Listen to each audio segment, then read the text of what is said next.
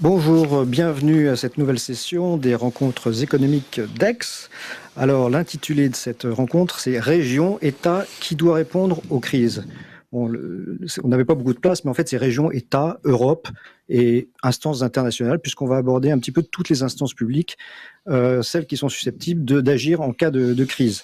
Donc, lors des dernières crises, des deux dernières grandes crises, celle de 2008-2009 et puis celle sanitaire que nous sommes en train de vivre, l'État est revenu en première ligne, personne n'a contesté sa place. D'ailleurs, quand on interroge les Français, 57% d'entre eux jugent que l'État est le bon échelon pour lutter contre cette crise sanitaire, contre 27% pour l'échelon international et 11% pour l'échelon local. Mais la question, c'est est-ce que l'État a tous les moyens d'agir? Donc, d'une part, on s'est rendu compte que les régions, les collectivités locales étaient plus agiles pour certaines choses, pour trouver des masques, des tests, etc., par exemple, et puis étaient plus proches des personnes vulnérables, plus proches des PME qui ont des difficultés. Donc, c'est un échelon important. Et puis, deuxièmement, on s'est rendu compte que ça ne marchait que s'il y avait une coordination internationale au niveau notamment européen. Donc, on se rend compte que l'État n'est pas le seul acteur à pouvoir agir. Donc, pour pouvoir débattre de toutes ces questions, j'ai l'honneur d'accueillir alors sur le plateau ici, deux très éminents intervenants. D'une part, Richard Ferrand, qui est président de l'Assemblée nationale en France, qui n'est pas ministre, pas encore, je sais pas. Conseiller régional de Bretagne. Et conseiller régional de Bretagne, c'est important de le dire. Et puis, d'autre part, Benoît Cœuré, qui a été 8 ans au directoire de la Banque centrale européenne et qui est maintenant à la BRI, la Banque des règlements internationaux, qui est surnommée la Banque centrale des banques centrales. Voilà, et nous aurons en principe, par téléconférence, Ricardo Haussmann, qui est professeur à Harvard, qui est directeur ou ancien directeur du Center for International Development et qui a été ministre au Venezuela dans les années 90, ministre de la planification, et puis Carlo Calenda, qui est député européen, qui lui aussi a été ministre du développement économique sous plusieurs gouvernements, l'État Renzi Gentiloni. Voilà. Et pour commencer, quelques mots d'Emmanuel Auriol, qui est professeur à la Toulouse School of Economics et qui est aussi membre du Cercle des économistes, la puissance invitante, et donc nous l'écoutons. Merci beaucoup. Merci d'abord à nos invités d'être là aujourd'hui. C'est voilà, un honneur de vous avoir avec nous. Et puis, évidemment, on attend beaucoup de vos interventions. Chaque fois qu'il y a une crise, et on en a eu deux là en espace de 10 ans majeures, la crise de 2008 et puis maintenant celle du Covid, dont on va voir les conséquences économiques dans les mois à venir.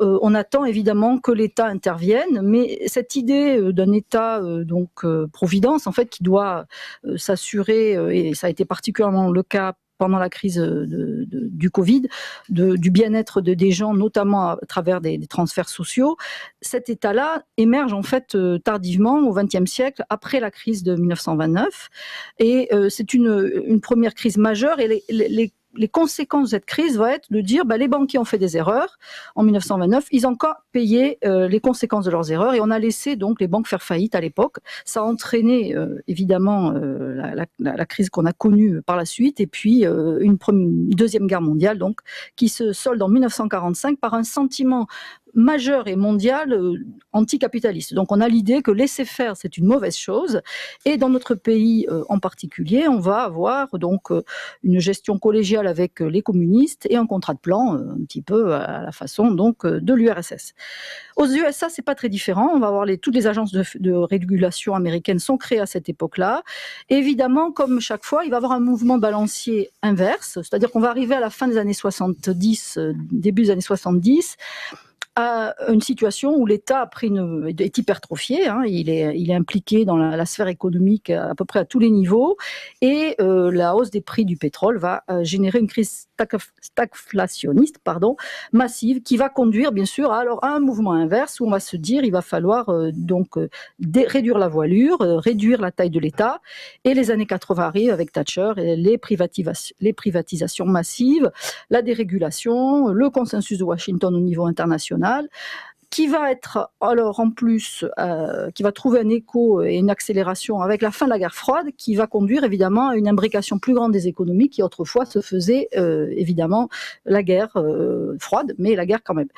Plus des innovations, donc Internet, les bateaux à grande capacité, qui vont donc conduire à une accélération de la globalisation, ce qui veut dire, en tout cas dans la sphère européenne, en particulier pour nous, une diminution de la capacité régalienne, puisqu'on va, pour s'intégrer aux autres, notamment lâcher la monnaie, par exemple, et on est heureux d'avoir quelqu'un qui a travaillé à la BCE pour nous parler justement du rôle si essentiel de cette instance qu'est la BCE. Donc on a eu ce grand mouvement de globalisation, de déréglementation, donc une perte de pouvoir de l'État au niveau national. C'est l'époque où on disait l'État, c'est le problème, c'est pas la solution. Exactement, c'était il y a pire qu'une mauvaise régulation, c'est un mauvais État. Et puis on a eu en même temps un autre mouvement qui est celui de la décentralisation, et donc là aussi on est très content d'avoir Monsieur Ferrand avec nous, donc qui a donné et qui a transmis des prérogatives au niveau des régions, des départements, etc. Donc l'État se retrouve un peu écartelé, et puis alors, on a un échelon supérieur, on espère que nos invités vont nous rejoindre, qui sont évidemment les grands organismes internationaux tels que le FMI qui est intervenu en Grèce, il n'y a pas très longtemps, et donc évidemment, comment tout cela s'articule pour générer du sens et en particulier réagir pendant les crises, c'est pas évident, d'autant plus qu'il y a certains problèmes liés à la situation actuelle. Je pense notamment à l'érosion fiscale, le fait que les multinationales ne payent pas leurs impôts ou très mal, et des problèmes évidemment d'inégalité entre régions du monde qui créent des tensions migratoires, populistes, etc. Donc, je m'arrête là et je rends la parole à Pascal pour qu'il anime le débat. Merci d'avoir mis en perspective ces 50 ans d'histoire en 3 minutes. Bravo, c'est un remarquable travail pédagogique. Alors, Richard Ferrand, donc commençons déjà par l'articulation infranationale et nationale, donc municipalité, région, département d'un côté et État. Pendant cette crise, on a dit finalement la France était trop centralisée. Il y avait trop de décisions qui avaient été prises au sommet et on n'avait pas laissé assez de liberté aux acteurs locaux pour agir contre la crise et protéger les citoyens. Est-ce que c'est votre sentiment ? D'abord, merci de votre invitation. Merci de me donner l'occasion de venir évoquer un thème qui me tient à cœur, qui est l'articulation de l'action publique entre les différents niveaux d'intervention, au plan de la France en tout cas, entre l'État et les collectivités. Je l'ai déjà dit, je l'ai déjà écrit, moi je suis favorable à un État puissant, mais ce qui veut dire un État présent, pas simplement un État qui s'occupe de tout mais qui n'a pas les moyens d'agir sur grand-chose. Donc un État puissant, c'est un État présent, et à côté de cela, des collectivités locales libres. Songez que nous sommes quasiment au 40e anniversaire des lois Defferre, mais qu'on exerce encore le contrôle de l'égalité sur les actes administratifs, les délibérations qui sont prises par les collectivités, ce qui est quand même un tantinet infantilisant. Après tout, il y a des juges qui peuvent être saisis si une délibération n'est pas légale.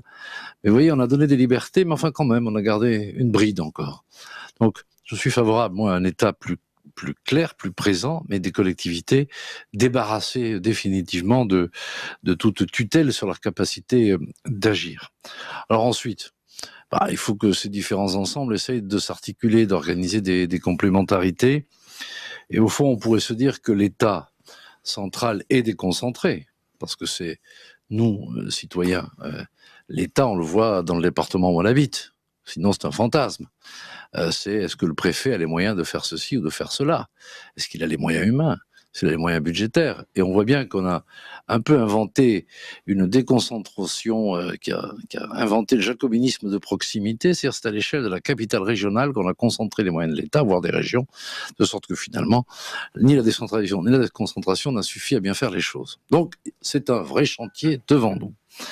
Donc, moi, ce que j'imagine assez, c'est que l'État assure ses missions régaliennes et sur un mode déconcentré, et que aux collectivités territoriales, au fond, on donne les clés pour favoriser des choix pour leur territoire, pour leur développement dans l'ensemble des domaines. Alors, évidemment, il faut éviter, c'est là que nous sommes un peu, de mon point de vue, au milieu du gué. Puisqu'il y a une tentation vous savez, on parle d'une réforme 3D, moi je dis souvent, évitons les 3D, c'est-à-dire la défausse, c'est pas bon, le dévoiement des responsabilités ou la dilution. Or, nous y sommes un peu à l'heure actuelle. Et donc, d'un côté, on laisse prospérer l'idée que l'État pourrait être omniscient et omnipotent, et en même temps, on a des régions qui exercent des compétences, mais uniquement par beau temps. C'est-à-dire quand il y a un projet de développement économique ou industriel, les régions sont au premier rang pour l'accompagner, mais lorsqu'une entreprise se casse la figure, c'est le préfet qu'on va voir. La défausse. Et du moins, c'est l'absence de clarté. Je l'ai vu, là, vous évoquez les masques. J'ai vu récemment, songez que le ministère de l'Intérieur a distribué plus de 100 millions de masques à l'ensemble des policiers de notre pays, et c'est bien normal. Mais la dernière fois que j'ai vu une une positive là-dessus, c'est une une de journal, de presse quotidienne régionale, c'est lorsqu'un président du conseil régional allait en remettre 300 dans un commissariat de sous-préfecture. Et donc on voit bien que finalement, d'un côté, on dit il y a eu un problème de masque, l'État n'a pas fait, etc., etc. Mais soudain, on fait de la publicité parce qu'on en amène 300 à l'échelle de millions. Donc 200 millions, pardon. Donc, vous voyez, il y a une sorte de rivalité, de compétition. Tout ça n'a pas grand sens. La question, c'est quelle action publique, quel volume de l'action publique, qui fait quoi, mais de manière totale et responsable jusqu'au bout. Qui vote pour un conseiller départemental pour ses choix en matière d'action sociale pour les personnes âgées ou pour la petite enfance? Personne. Personne. On ne vote jamais pour ce type de compétences exercées, puisque quand on dit l'État, c'est la puissance publique. Et pour beaucoup de nos compatriotes, il est très difficile de dissocier ce qu'est la puissance publique entre monsieur le maire et le président de la République. On considère que c'est globalement une puissance publique qui agit. Donc il faut faire là-dessus, de mon point de vue, le pari de la responsabilité, c'est-à-dire de faire vivre cette idée de subsidiarité. Et que de manière claire et définitive, nos compatriotes puissent savoir qui fait quoi. Et mon idée là-dessus, d'ailleurs, qu'à l'avenir, il faut qu'on arrête toujours de décentraliser d'en haut. C'est quand même quelque chose d'extraordinaire. Quand l'État se réorganise en région, ça ne lui viendrait pas l'idée d'aller consulter les élus du coin. Et à l'inverse, quand on décide des compétences qui seront attribuées, c'est toujours le Parlement qui décide, et de préférence les mêmes pour tout le monde. C'est absurde. La Bretagne n'est pas l'Alsace, l'Occitanie n'est pas les Hauts-de-France. Quels sont les projets des élus? Qu'est-ce qu'ils veulent à part le pouvoir? Dis-moi quel est le projet pour leur territoire qu'ils souhaitent et qui nécessite d'avoir telle ou telle compétence. Donc c'est à partir... Donc, il pourrait y avoir une décentralisation à géométrie variable? Bien sûr, une France à la carte. Et moi, je suis favorable à une décentralisation ascendante, justement. Que ce soit les projets de territoire. Soyons concrets. La Bretagne, jusqu'à récemment, a parfaitement bien géré de manière déléguée le deuxième pilier de la politique agricole commune. D'autres régions s'en sont nettement moins occupées. Qu'a fait le gouvernement? Il a dit, bon, puisque ça marche pas bien, on recentralise tout. Et donc si vous voulez, le management d'un pays, c'est aussi prendre en compte les volontés, les capacités des élus locaux, puis ce qui permettra à eux-mêmes d'aller rendre des comptes sur leur action et pas simplement dire que c'est la faute à l'État lorsque les choses vont mal. Donc voilà, très rapidement dit, parce que je ne veux pas outrepasser mes 6 minutes. Je ne sais pas si nos invités qui sont à l'étranger sont arrivés. Mais en tout cas, voilà la conception que j'ai des choses, parce qu'il me semble que la responsabilité est le corollaire de la liberté. Et si on veut qu'on ait moins d'abstention aux élections, qu'on ait plus d'engagement, plus de motivation, il faut que l'on comprenne à quoi servent celles et ceux qui sont en responsabilité, quelle qu'en soit l'échelle. Et je crois que notre organisation, tant étatique que démocratique, est aujourd'hui plus source de confusion que de clarté. Et donc, là, on a le sentiment que le nouveau Premier ministre, M. Castex, a l'intention de travailler avec les territoires. En tout cas, c'est ce qu'il a déclaré. Vous avez l'impression qu'il y a un nouveau pas qui se prépare en faveur d'une nouvelle décentralisation, et peut-être avec plus de liberté, plus de responsabilité, comme vous l'évoquez maintenant? En tout cas, le président de la République l'a déjà plusieurs fois appelé de ses voeux. Moi, ce que je souhaite au moins, c'est qu'on clarifie la méthode. Je vais vous donner un exemple concret. Récemment, vous avez vu émerger ce débat sur la date des prochaines élections régionales ou cantonales. Le président de la République a dit qu'il faut qu'il y ait consensus, sinon on ne le fera pas. Donc immédiatement, on a dit tripatouillage. Dès qu'on touche à quelque chose, on tripatouille en matière électorale. Non, la vérité, c'est pas ça. Ou bien cet enjeu de décentralisation, de déconcentration, donc de réforme de l'État, est important. À ce moment-là, on prend le temps de le définir. Et si c'est important et si c'est urgent, alors, même si c'est un peu contre-intuitif, on diffère les élections. Sinon, qu'est-ce qui va se passer? On va réélire des élus aux compétences actuelles, dans une situation actuelle dont on sait qu'elle est imparfaite, du moins qu'il y a quelques marges de progression, et on va se mettre au travail, mais du coup, un peu plus tard, pour des choses qui ne seront applicables que dans 6 ans, au terme de mandat de nos prochains élus de mars 2021. Donc vous voyez, il faudrait tout de même avoir l'honnêteté de dire clairement à nos compatriotes, voilà comment ça se pose. Si on refait toute l'architecture, bien, il faut que les acteurs aujourd'hui en place restent un an de plus, et après vous choisirez toujours qui vous souhaitez élire dans un périmètre nouveau et élargi. Mais là, on sent bien que soudain, on ne veut pas poser les choses en ce terme.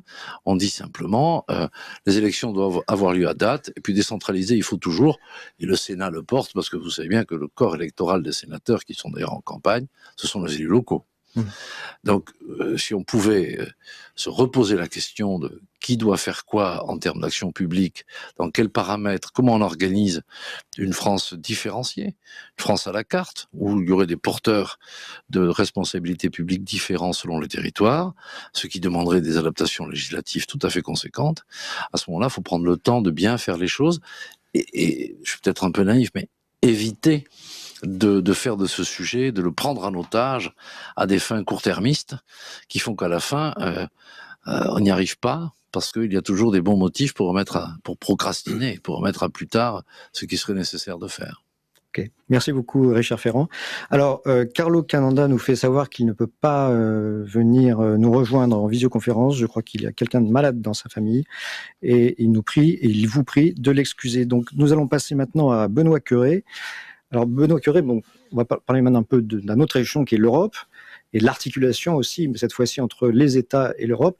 Est-ce que vous avez l'impression que l'Europe a bien fonctionné pendant cette crise? Parce qu'au début, c'est un peu cafouillé, il faut bien le dire, et puis ensuite, il y a eu une reprise en main, notamment à la fois par la Banque Centrale Européenne, que vous connaissez bien, la Commission, évidemment, et puis la chancelière allemande, le président français, etc., qui ont réussi à remettre un petit peu les plans d'aide sur les rails.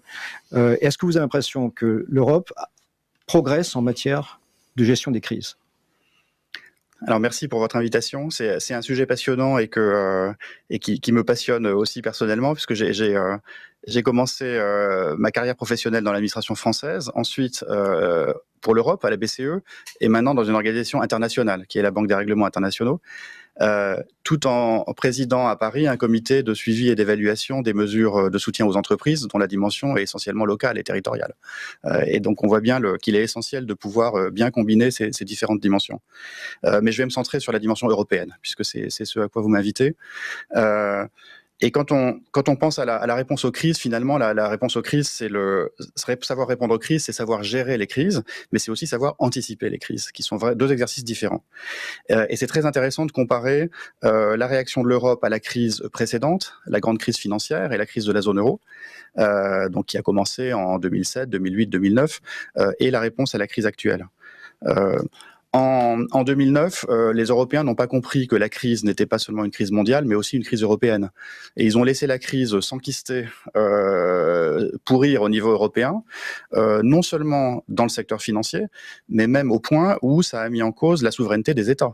Et même dans au moins 2 circonstances dramatiques, en 2012 puis en 2015, l'appartenance même de certains États au projet de monnaie unique.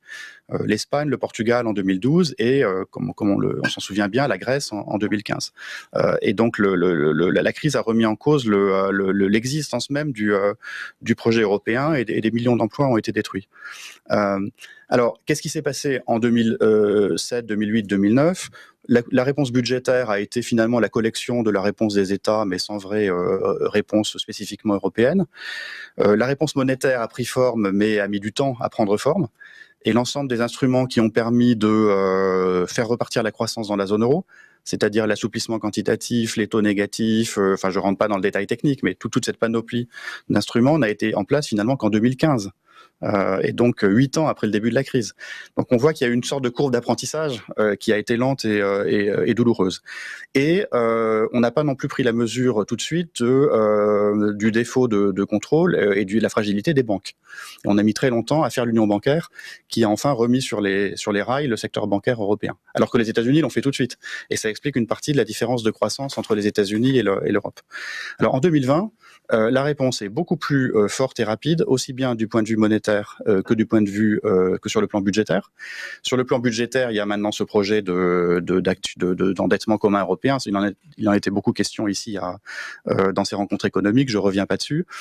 Et sur le plan monétaire, la BCE a, d'ailleurs comme les autres grandes banques centrales, élargi la gamme de ses instruments. Et alors on explique ça dans le rapport économique annuel de la BRI, donc je fais un peu de publicité puisqu'il est paru la semaine dernière.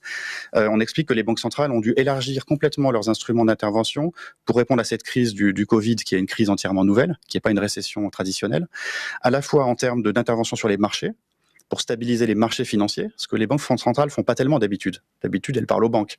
Là, elles ont dû stabiliser les marchés. Dans la dimension internationale, avec des accords d'échange de liquidités, une action vraiment qui se projette au niveau mondial, et aussi des instruments monétaires qui permettent d'apporter la liquidité et le soutien monétaire au plus près des entreprises et des ménages. Et la BCE l'a fait aussi avec des prêts ciblés qui favorisent les entreprises en autorisant la mobilisation des créances aux PME, etc. Et donc on comprend que la politique monétaire ne peut plus travailler uniquement à travers les marchés financiers et les banques, mais doit aller au plus près des acteurs de l'économie réelle. Vous allez me dire, ça devrait être la moindre des choses, mais oui. ça ne l'était pas. Donc c'est un progrès et une nouveauté dans le monde des banques centrales. Alors, donc tout ça, c'est très bien. Ça va dans le bon sens. Là où on a peu progressé, c'est sur la gouvernance de la gestion des crises. Les grandes décisions restent prises à 4 heures du matin par des chefs d'État à moitié endormis qui sortent d'une nuit blanche. Et donc, ça fait pas des bonnes décisions. Les plans d'ajustement au Portugal, en Grèce, en Irlande, à Chypre, ont été décidés par 19 ministres des Finances. Dans des réunions en circuit fermé, sans l'accord du Parlement européen. Donc on voit qu'on a du progrès à faire, à la fois en termes de processus de décision et puis aussi de transparence et de responsabilité démocratique au niveau européen. Ça, c'est pour la réponse aux crises. Alors, donc l'Europe sait mieux gérer les crises et ça, c'est positif. Ce que l'Europe ne sait toujours pas faire, c'est anticiper les crises, finalement. Et comme le disait Emmanuel Auriol tout à l'heure, on a vécu 2 crises majeures en 10 ans, en un peu plus de 10 ans. La première crise était une crise financière, la deuxième crise est une crise sanitaire, d'origine sanitaire, et c'est une pandémie. Qu'est-ce qui nous dit qu'il n'y aura pas une troisième crise dans 10 ans ? On n'en sait rien, mais gérer la crise actuelle comme si elle était unique et comme si nous avions des années pour en amortir les conséquences, ce qui est l'essentiel du débat public aujourd'hui. C'est sur combien de dizaines d'années on va amortir les conséquences de la crise actuelle. C'est une erreur qui nous sera reprochée lorsque la prochaine crise frappera. Et donc si l'Europe veut mieux anticiper les crises, il faut une économie qui fonctionne bien, parce que c'est la première ligne de défense. C'est ça qui permet d'absorber l'essentiel des chocs. Et ça, on y réussit plutôt bien. On a un marché unique qui est très compétitif au plan mondial. Tout ça, ça marche bien. Mais on a privilégié l'efficacité sur la résilience. Et la crise actuelle doit nous permettre d'apprendre plus sur la résilience de l'économie européenne. Par exemple, quels sont les points critiques des chaînes de valeur mondiales qui sont fragiles en cas de choc, comme le choc de la pandémie. Et il ne s'agit pas de rapatrier toutes les chaînes de valeur en Europe, ça ne serait pas efficace et ça serait un appauvrissement. Mais il s'agit d'identifier les fragilités, de rendre tout ça résilient. Il faut une capacité d'action budgétaire, et pour ça, il faut des bonnes règles budgétaires. Et ce qu'on ignore souvent dans ce débat, c'est que la condition pour pouvoir développer une capacité budgétaire au niveau européen, c'est d'avoir une bonne politique budgétaire au niveau national. Or, les règles budgétaires nationales ne fonctionnent pas. On a bien vu que ça fonctionne pas. Et donc, il faut revoir... Les règles européennes non plus. Les règles européennes, encore moins. On les a fait sauter les règles européennes, encore moins. Et donc, une des priorités après cette crise, ça doit être de recréer des règles qui fonctionnent au niveau européen. Et comme je l'ai dit tout à l'heure, il faut aussi renforcer la légitimité de cet échelon européen qui peut apporter beaucoup sur des politiques qui concernent toute l'Europe et en cas de crise majeure comme la crise qu'on vit aujourd'hui, mais à condition qu'elle soit légitime. Or, on voit que la participation aux élections européennes reste très faible. On voit que la confiance dans les institutions européennes est faible, hein, quand on demande aux citoyens européens. Et on voit que même l'ordre juridique européen est contesté par certaines cours constitutionnelles nationales, ce qui est un élément de fragilisation de l'ensemble du dispositif. Donc là, il y a un travail à faire sur la relégitimation des institutions et des règles européennes. Alors, juste pour passer aux travaux pratiques, pour donner une application concrète, la crise précédente était financière, la crise d'aujourd'hui est une pandémie. Quelles seront les prochaines crises? On n'en sait rien. Je ne sais pas plus que vous. Mais on peut imaginer deux domaines où le risque de crise est important. C'est tout ce qui relève du numérique et de la cybersécurité. Donc la prochaine crise pourrait venir d'une cyberattaque ou d'un abus massif de données personnelles, par exemple, d'une rupture de la confidentialité des données. Et c'est le climat, évidemment, hein, dans un monde qui va devenir de plus en plus instable si la transition climatique ne se fait pas, la transition vers les énergies non carbonées ne se fait pas rapidement. Et là, ce sont deux domaines où l'Europe peut apporter une contribution importante. Mais n'est pas prête du tout. Elle est un peu plus prête dans le domaine numérique. Il y a les éléments d'un marché unique numérique. Il y a des règles de protection des données qui sont uniques au monde, qui protègent les citoyens. Mais il faut aller plus loin. Et par exemple, dans le domaine que je connais bien, qui est celui de la finance numérique et des paiements, il faut une régulation européenne de la fintech, de l'innovation financière. Il faut des moyens de paiement numériques qui sont coordonnés au niveau européen. Et un jour, il faudra une monnaie numérique de la Banque centrale européenne qui soit un facteur de stabilité dans ce nouveau écosystème numérique. Et dans le domaine climatique, ça a été beaucoup discuté ici aux rencontres économiques. Il est évident qu'il y a des moyens d'investissement et des moyens de régulation qui ne peuvent être déployés qu'au niveau européen. Alors, je voudrais conclure sur il y a une phrase de Jean Monnet qu'on cite toujours hein, quand on parle de l'Europe, qui est l'Europe se fera dans les crises et elle sera la somme des solutions apportées à ces crises, qui est un peu un lieu commun sur la construction européenne qu'on apprend à Sciences Po et qu'on utilise dans les conférences. D'ailleurs, je suis en train de le faire. Mais ce que je constate, c'est qu'entre deux crises, quand on n'est pas en crise, quand le soleil brille, on espère toujours que Jean Monnet a eu tort et que l'Europe se fera sans crise. Mais une fois que la crise est venue, ce qui est le cas aujourd'hui, il ne reste plus qu'à espérer qu'il avait raison. On a l'impression qu'elle se fait dans les crises, mais qu'elle s'affaiblit à chaque fois. En termes d'adhésion et de... Je ne pense pas. Je pense qu'elle se renforce de son expérience et elle fait la preuve concrète qu'elle sait lutter contre les crises. Elle le fait en ce moment, par exemple, avec cette discussion sur le projet de capacité budgétaire européenne. Donc c'est une occasion de progresser. Très bien, merci. Alors écoutez, on me dit que Ricardo Haussmann non plus ne pourra pas nous rejoindre. Donc je suis vraiment désolé. Mais c'est pas grave, nous aurons un débat très intéressant, j'en suis sûr. Nous avons Monsieur Haussmann en ligne. Hein. Est-ce que vous avez l'impression que l'Europe et la France sont prêtes pour de nouvelles crises?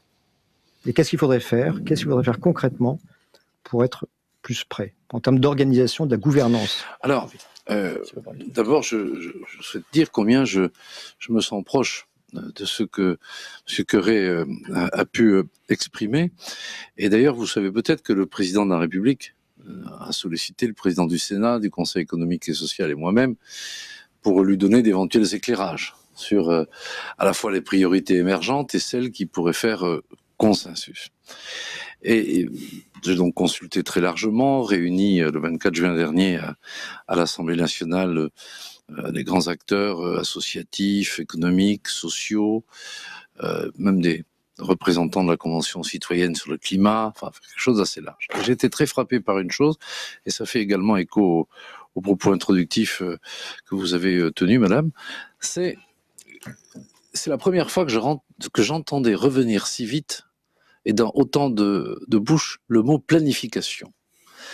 Je me suis dit, tiens, en effet, c'est une des conséquences, vous le disiez, madame, dans votre point introductif, après une crise, il faut qu'on maîtrise, donc on planifie. Alors, je me suis demandé, parce que c'était y compris des voix que j'imaginais plutôt très libérales qui s'exprimaient ainsi. Et derrière ce mot, il y avait le terme d'anticipation. C'est-à-dire qu'au fond, aujourd'hui, me semble-t-il, on attend fortement de l'État Et ce n'est pas simplement parce que ça a été dit le 24 juin. Je discute avec mes collègues parlementaires, je le vois dans les endroits de France où je me déplace. Et dans les recommandations que justement, enfin recommandations, les éclairages que j'ai souhaité donner au président de la République, c'est d'attirer son attention qu'au fond, nos compatriotes nous disaient ce serait tout de même bien qu'on connaisse la cartographie de nos dépendances, en quelque sorte. Nous savons bien que nous ne pouvons pas nous installer à Nautarcie. Les Français, ils savent ça. Mais enfin, tout de même, que l'on se demande où sont nos dépendances, comment sont sécurisés les approvisionnements. Toujours un officier me disait, ce serait ballot de faire la guerre à ceux qui nous fournissent en munitions. C'est vrai que c'est une bonne observation. Et là, on a bien vu que les masques, personne n'avait imaginé qu'au même moment, tout le monde en aurait massivement besoin, et y compris le pays producteur. Bon. Donc là, il y a une question là-dessus. Comment fait-on aussi, nous dit-on, pour maintenir un minimum de savoir-faire? Et ce que vous avez dit sur la résilience est particulièrement pertinent. Un minimum de savoir-faire dans un certain nombre de domaines qui, en cas de crise, pourrait faire en sorte qu'on puisse redéployer cette capacité à produire dans notre propre pays ou à l'échelle européenne. Donc, je crois qu'un des enjeux, ce qui est demandé tant à l'Europe qu'à la France, et sans doute même à des échelons infra, mais chacun à l'échelle de son territoire ou de ses compétences, c'est de dire, mais quels sont nos risques ? Quels sont nos risques? Quelles sont nos capacités à répondre aux risques? Comment peut-on anticiper? Comment peut-on sécuriser nos approvisionnements? Quel est notre niveau de dépendance et en quelle matière? Et les thèmes qui, à cet égard, reviennent le plus souvent, c'est les enjeux de souveraineté alimentaire. Souveraineté alimentaire, la question de l'eau, la souveraineté numérique, ça a été évoqué, la souveraineté militaire bien sûr, mais aussi la souveraineté énergétique. Un participant à une rencontre récemment disait « Avons-nous suffisamment de stocks de produits iodés en cas d'accident nucléaire ?» C'est une question. Évidemment, on ne peut pas anticiper tous les risques, parce que c'est sans doute très compliqué, mais enfin tout de même que l'on puisse les cartographier, les évoquer et voir comment on serait capable de faire face. Je crois qu'il y a une demande que l'on appelle planification, donc le terme est un peu surprenant, mais c'est le mot qui vient, mais qui, je crois, veut surtout dire anticipation et maîtrise anticipée des risques. Merci. Alors, justement, nous avons en ligne, finalement, Ricardo Haussmann, donc, qui est professeur à Harvard. Vous m'entendez, monsieur Haussmann? Absolutely. Est-ce que vous m'entendez? Pleased to meet you. Très bien. Oui, on nous entend, hein. De planification, je crois que M. Haussmann a été ministre de la planification il y a très très longtemps au Venezuela. Aujourd'hui, il est professeur à Harvard. Monsieur Haussmann, est-ce que vous avez le sentiment puisque vous êtes spécialiste des organisations internationales, est-ce que vous avez le sentiment qu'elles sont aujourd'hui bien armées, je pense aux banques de développement et au FMI, à la Banque mondiale, pour lutter contre les crises, ces nouvelles crises que nous connaissons, que ce soit évidemment la crise financière, la crise sanitaire, et les autres crises que nous avons un peu évoquées pendant ce début de conférence? Tout d'abord, je voudrais vous dire que la situation dans le monde est extrêmement grave. Et comme vous le savez, il y a eu un pic une pic en Belgique, en France, en Grande-Bretagne, en Italie, en Espagne. Et ces pics ont chuté de près de 95%, et l'Europe est en train de s'ouvrir, et donc c'est pas la situation dans le Sud. La situation dans le Sud, comme vous le savez, c'est que on a imposé des confinements au début mars, comme en Europe, mais on a évité, ils ont évité le premier pic de victimes, mais pendant le confinement qui a été imposé, il y a eu une croissance exponentielle. Et maintenant que nous sommes depuis 4 mois dans ce processus, ces croissances exponentielles veut dire que les pays du Sud maintenant sont dans le pic de menace. Ils ont déjà dépensé beaucoup d'argent pendant le confinement et dans la gestion des 3-4 premiers mois de la crise. Mais maintenant, on est à court de finances. Maintenant, vous savez, ils courent un sprint ils courent comme pour un sprint pour un marathon. Donc, ils ne vont pas vaincre le Covid-19 et que qu'un très faible pourcentage de gens sont immunisés, c'est-à-dire soit par vaccin, soit par maladie. Donc on est maintenant dans les 10% à peu près de gens malades au lieu des 80%, et donc on est au début de cette crise et on est loin du vaccin qui est disponible. Donc ceci met énormément de pression. Donc de quoi? I understand. So, je vous ai compris. À l'heure actuelle, qu'est-ce que nous prenons en compte? Les pays ont ces moyens de financement, et la Banque africaine de développement, la Banque de développement asiatique sont des nains. Ce sont des nains par rapport à cette crise. Le seul joueur dans cette crise, c'est le Fonds monétaire international. Et le Fonds monétaire international a une règle de prêt, des règles de prêt qui sont incompatibles avec les besoins de financement des pays. Ils ont les bilans, ils ont la capacité de prêter $1 trilliard et ils ne ont prêté que 175 milliards. Donc il y a de la marge de prêt, Et donc et les autres joueurs n'existent pas. Donc ce dont nous avons besoin, c'est un accord de la Banque des règlements pour régler ceci. Mais pour l'instant, il n'y a pas de leadership au G20. Et il n'y a pas de leadership au G7 ou au G8. Et personne ne parle du besoin d'assurer que le Sud puisse disposer des ressources pour surmonter la crise du Covid-19. Une autre chose qui s'est produite, c'est que les USA ont quitté le OMS. Qu'est-ce que ça fait? C'est-à-dire que, bien sûr, on laisse le Sud gérer cette pandémie. Donc, la structure de gouvernance actuelle, et structurellement, nous venons de découvrir que les seules institutions qui existent sont le FMI, mais à l'heure actuelle, le problème est beaucoup plus un problème de leadership et non pas au niveau de la direction générale. Donc, Steiner Georgieva sait ce qu'elle doit faire. C'est vraiment du leadership au niveau des capitales, c'est-à-dire les États-Unis, l'Union européenne. L'Union européenne n'a pas joué un rôle constructif. L'Union européenne s'est opposée à l'idée selon laquelle le FMI devrait étendre ses prêts. Et la Chine.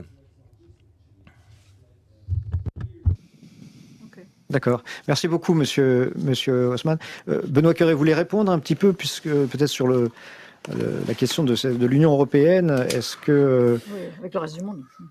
Est-ce que l'Union européenne freine l'augmentation des capacités du FMI qui pourrait aider plus les pays du Sud? Bon, moi je parle pas pour l'Union européenne, puisque je travaille à la Banque des règlements internationaux. Je vous interroge en tant que qu'analyste qui connaît bien les fonctionnements. Je ne représente que moi. Je crois que dans la carte géopolitique qu'a dessinée Ricardo Haussmann, l'Union européenne est beaucoup plus proche de lui que ne le sont les États-Unis. C'est-à-dire que l'Union européenne est pour ce que j'ai compris, est favorable à l'extension des ressources du FMI pour pouvoir aborder la crise, alors que les États-Unis n'y sont pas favorables, notamment sous forme d'allocation de droits de tirage spéciaux. Et il y a eu des initiatives sur la dette. Alors pour l'instant, il est vrai, ciblé sur les pays les plus pauvres, et pas tellement sur les pays à revenus intermédiaires ou sur les pays émergents, mais qui ont permis d'accorder des moratoires sur les intérêts ou le principal des paiements de la dette des pays les plus pauvres. Ça, c'est une initiative qui a finalement été adoptée par l'ensemble du G20, dont la Chine, ce qui est très positif. C'est-à-dire que la Chine peut petit à petit se rejoindre la communauté des nations quand il s'agit du fonctionnement du système financier international. C'est une initiative qui a été très fortement soutenue par l'Europe. Mais c'est vrai que cette initiative ne fait pas grand-chose pour les pays émergents. Et nous, à la BRI, on est très inquiets d'un point de vue économique et conjoncturel sur les conséquences du virus sur les pays émergents, puisque non seulement il y a un drame sanitaire, non seulement il y a une crise économique, comme partout, mais il y a en plus un arrêt des entrées de capitaux qui est aussi brutal, voire plus qu'en 2009. Et donc, il va y avoir une crise financière et sans doute des problèmes de dette et de restructuration de dette derrière ça. Et c'est vrai que ces problèmes, pour l'instant, ne font pas l'objet d'une réponse globale de la communauté internationale. Par manque de leadership, comme dit M. Haussmann? Parce que Parce que il est clair qu'aujourd'hui le multilatéralisme est affaibli. Oui, il y a une crise mondiale comme celle-ci qui est la plus grave depuis des dizaines d'années, depuis près d'un siècle, appelle une réponse multilatérale et les institutions multilatérales sont affaiblies. C'est vrai. Si on a le temps tout à l'heure, j'aimerais bien rebondir sur les questions de planification et du rôle de l'État, mais on peut le faire plus tard. Mais on peut le faire maintenant si vous voulez. Qu'est-ce que vous vouliez dire? Alors, non, ce que je voulais dire, parce que c'est un débat très intéressant qui émerge sur la planification et le retour de l'État dans nos économies. Je voudrais dire deux choses. D'abord que, là, je parle sous le contrôle d'Emmanuelle Auriol, mais je crois elle peut s'exprimer aussi. Qui peut s'exprimer. C'est pour ça. Donc, elle me dit si elle n'est pas d'accord, qu'elle le dise. Je trouve que les économistes ont beaucoup évolué, évoluent rapidement sur ces questions.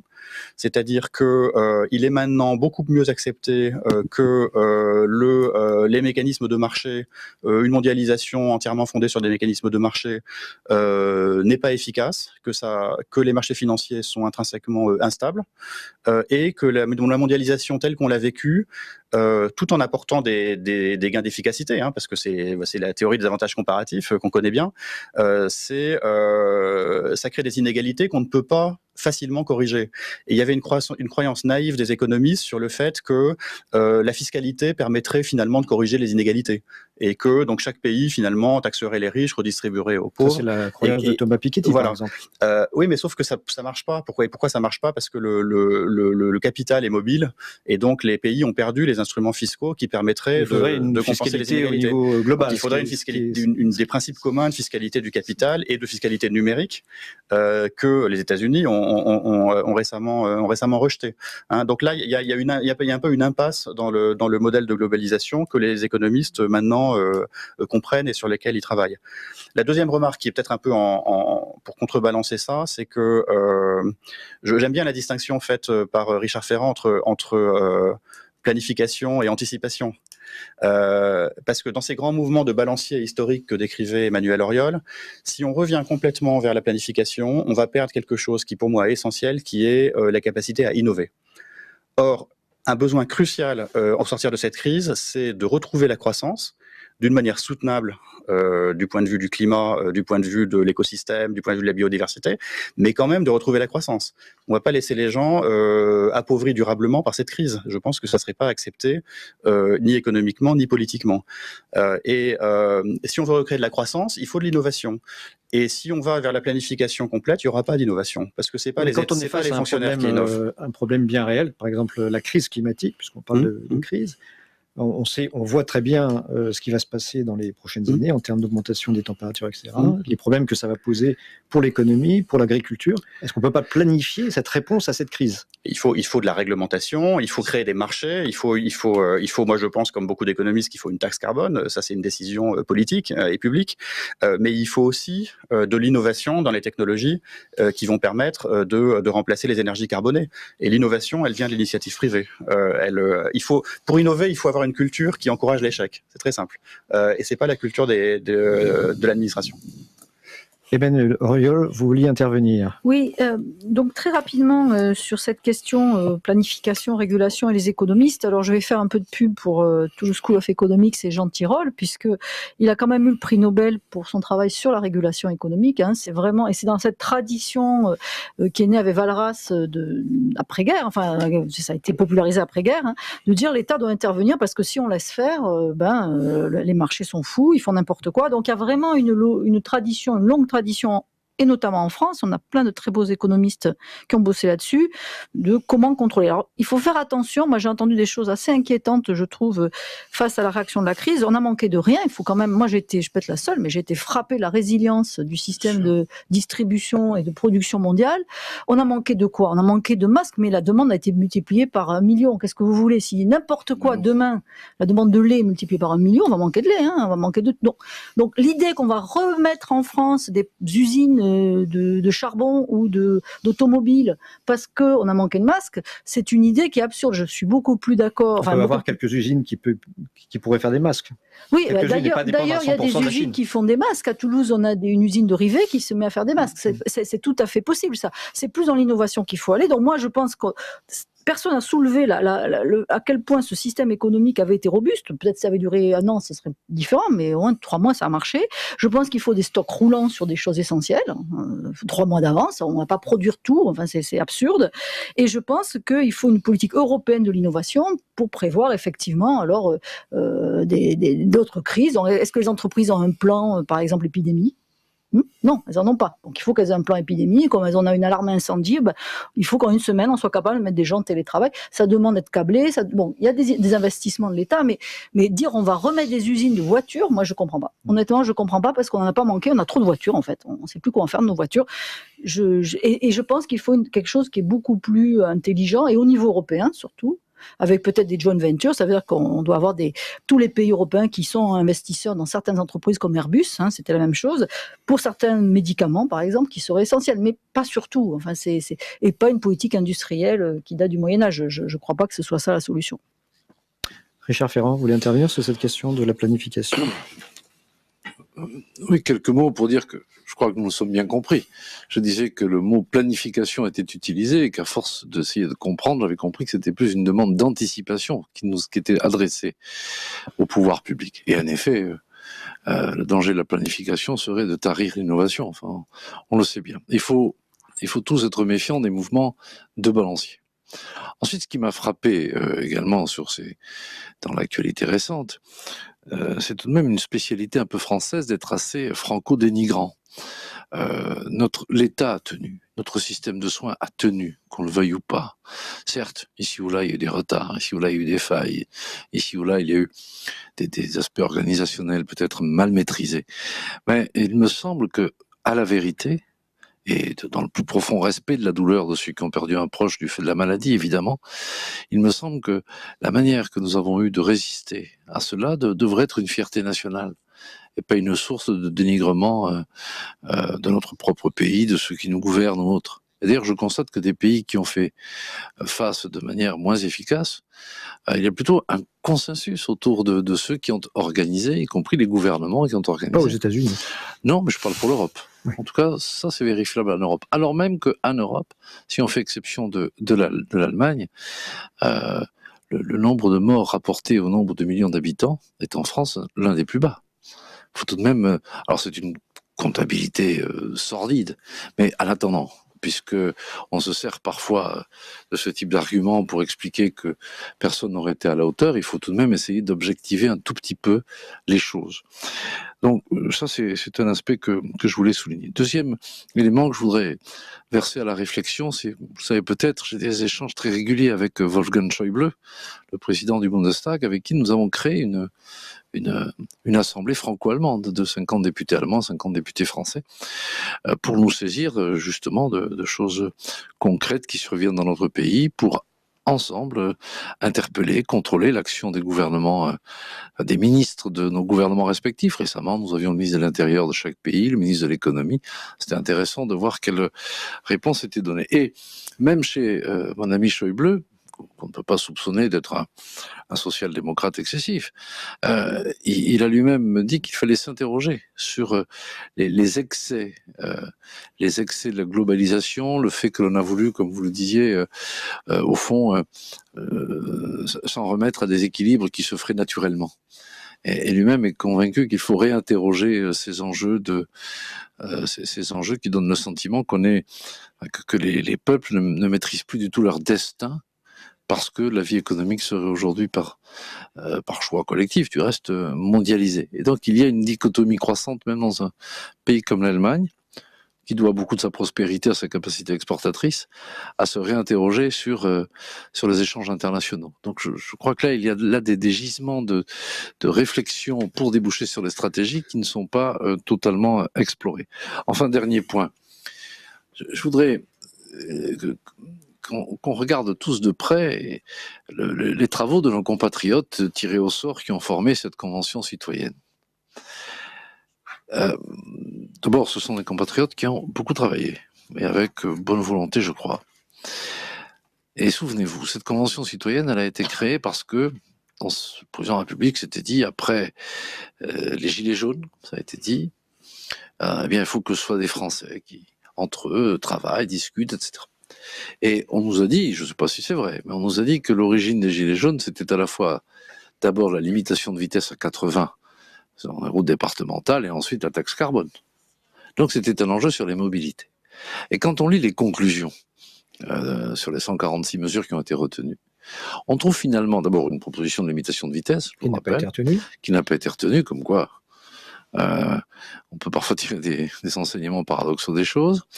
On nous propose quand même quelques taxations, quelques obligations et quelques interdictions.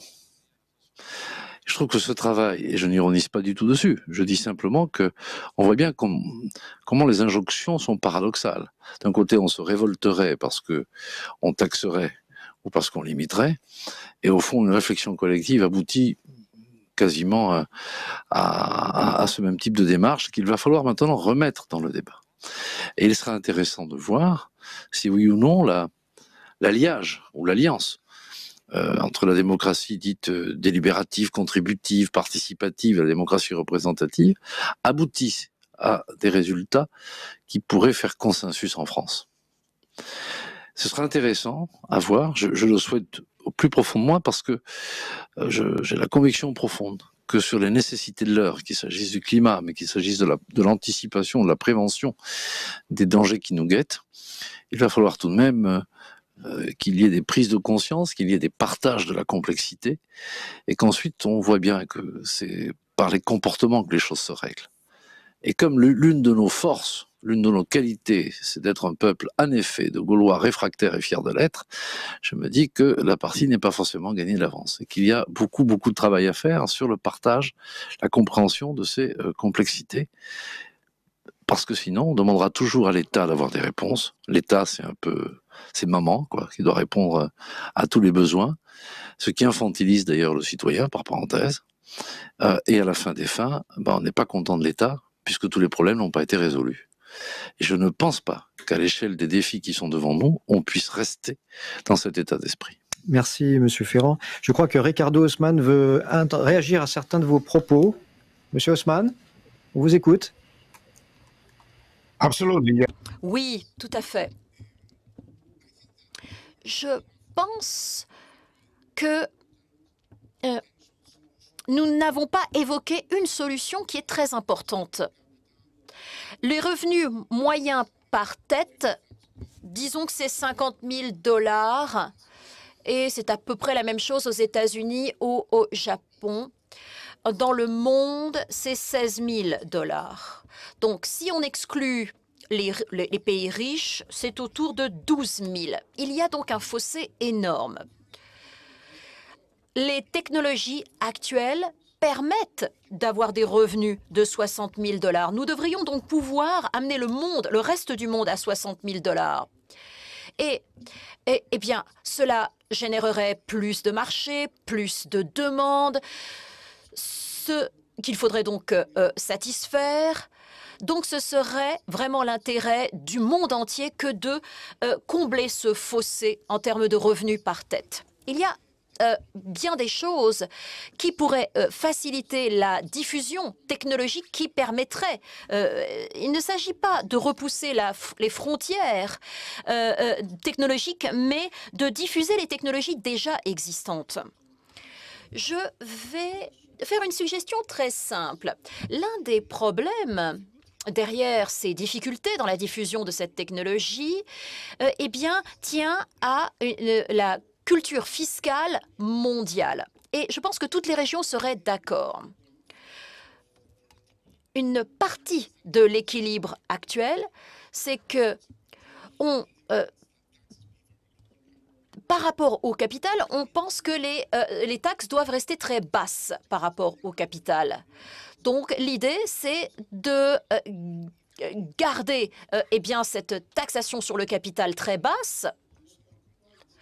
Et cela signifie que eh bien, une grande partie de cette fiscalité frappe le travail, et le travail formel.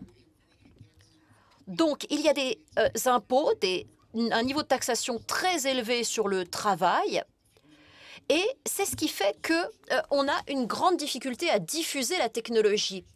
Il faudrait donc avoir un accord international Et vous savez, le capital peut être très mobile, il peut y avoir des flux de capitaux, mais il faut qu'il y ait une forme de taxation, une forme de fiscalité.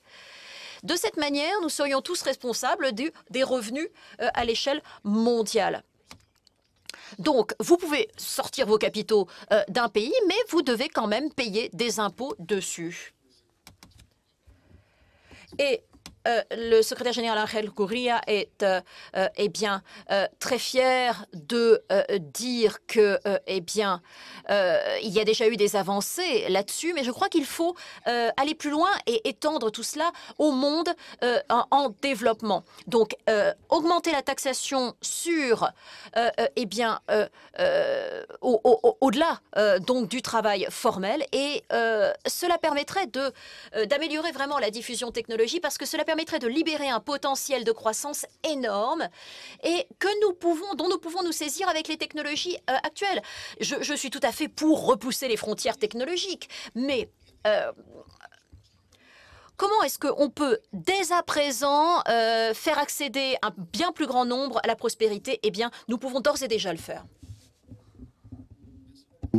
Donc oui, c'est cette idée de taxe sur le capital qui permettrait effectivement de renforcer les puissances publiques diverses, et donc de probablement mieux lutter et prévenir les crises. Benoît Quéré, vous, tout à l'heure, vous disiez que c'était un peu utopique d'imaginer une fiscalité internationale, mais finalement, pourquoi est-ce que c'est si utopique qu'on a réussi à faire des réglementations internationales? Pourquoi est-ce qu'on n'y arriverait pas sur la fiscalité? Non, c'est pas utopique. Et d'ailleurs, sur le numérique, l'OCDE s'y est attaqué. Il y a eu des progrès énormes. D'ailleurs, dans un premier temps, sur la fiscalité du capital, et notamment sur la lutte contre les paradis fiscaux, qui est, quand la France présidait le G20 en 2011, c'était un peu un rêve, et l'OCDE a progressé considérablement sur le sujet. Et maintenant, ça bute sur la fiscalité du numérique, ça bute sur une opposition américaine, et on peut espérer qu'un jour on pourra progresser, parce que c'est dans l'intérêt de tout le monde d'avoir un système qui marche au niveau mondial. Et je pense ce que disait Ricardo Haussmann rejoint ce que je disais auparavant, c'est-à-dire que un pays n'a pas le contrôle de sa politique redistributive s'il n'a pas le contrôle de sa fiscalité. C'est très simple. Et la fiscalité du travail, on la contrôle parce que le travail est quand même pas très mobile. La fiscalité du capital, ça doit faire l'objet d'un accord international. Je voudrais rajouter peut-être une chose, ce qui est sur la délibération et sur les différentes fabriques de la décision politique, sur ce que disait M. Ferrand tout à l'heure. Cette expérience de la Convention citoyenne, c'est une expérience qui porte aussi des leçons pour l'Europe. C'est-à-dire que dans le domaine du changement climatique, il est essentiel de créer un consensus européen. Or, l'Europe adore se diviser, notamment sur les sujets économiques. Donc, la crise de la zone euro a fait émerger des fractures nord-sud. Sur les questions d'état de droit, on a aussi des fractures est-ouest. Et c'est les divisions, les fractures sont le poison de la construction européenne, et malheureusement sont toujours présentes.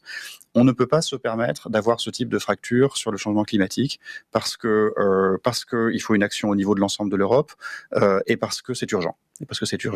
Et donc, il faut inventer un processus de délibération qui permette d'associer les citoyens européens à la construction des solutions sur le changement climatique, en évitant de faire peur, en évitant de créer des instruments qui pénalisent certains. On sait bien que les instruments fiscaux peuvent être pénalisants. On sait bien qu'une hausse du prix du carbone, ça peut pénaliser les ménages les plus modestes. On est plongé dans ce débat en France. Et si on pouvait tirer les leçons de cette délibération française pour le processus européen, je pense que ça serait très utile, et c'est en réalité assez urgent. Merci Benoît. Alors Richard Ferrand, une convention citoyenne européenne sur le climat, ça vous semble envisageable? Et en tout cas, nous assistons tous, là aussi il y a quelque chose de paradoxal. Je crois que nos compatriotes, et nos compatriotes européens, si je puis le dire ainsi, aspirent tous à pouvoir donner leur avis, à participer à la construction de la décision. Et en tout cas, il y a une demande. On dit toujours qu'il faut demander l'avis des gens. Il ne faut pas faire ça dans votre coin, c'est pas parce que vous êtes député que vous allez décider tout seul. Mais ce qui est en même temps paradoxal, c'est que les taux d'abstention aux élections ne font que croître. Et donc, j'ai envie de dire que j'aimerais bien les deux, moi. C'est-à-dire que j'aimerais bien que chacun exprime ses idées, vienne travailler, Parce que comme disait... c'était Coluche, je crois, qui disait certains ont des idées sur tout et surtout des idées. Donc, si vous voulez, ce serait bien de venir travailler comme l'ont fait là, les 150. Donc oui, il faut ouvrir cette hypothèse que M. Querey soulevait, mais il faut aussi tout de même retrouver un renouveau citoyen. Ça passe peut-être par ça, mais ça passe aussi par la participation aux élections, parce que tout de même, à la fin, les problèmes de représentativité vont remettre en cause les légitimités démocratiques. Et ce sera une autre paire de manches, surtout pour faire face, une fois encore, aux enjeux qui sont devant nous. Merci beaucoup Richard Ferrand, merci Benoît Querey, merci Ricardo Haussmann, merci Emmanuel Auriol pour avoir suivi cette session et nous devons maintenant vous quitter. Au revoir. Au revoir. Au revoir.